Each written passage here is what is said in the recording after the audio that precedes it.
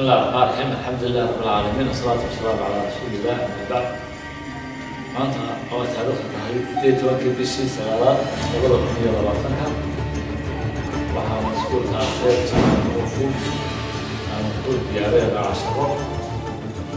ku saabsan meelaha daruuriga ah ee uu baahan yahay qofka bini'aadamka haddii la soo degsan xaaladaha gaarkii sidii loo xallin lahaa taas oo aniga iyo ardayga loo yaqaano Cabbaas Aadan Yuusuf aan ugu talagalay inaan u soo gudbino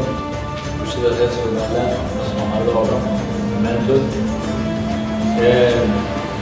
qof kasta oo u baahan inuu naftiisa difaaco iyo xaalad kasta sida loo xalin hadda waxaan isku gudageli doonaa waxyaalahaas ama casharada muhiimka ah ee gaagaaban iyo sidii loo xalin tusaale iska badan oo had badan dhaca in lagu qabsado naftaada ama hantidaada ka mid ah sida moobeelkaaga marka waxaan isku dayaynaa bal wax ka mid ah waa qoyska hadda haddana waxaan diyaarinaynaa bal wax ku saabsan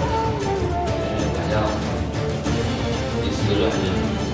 hore waxaan soo marnay darsiin hore oo ahaa sida loo qabsado iyo sida loo xaliyo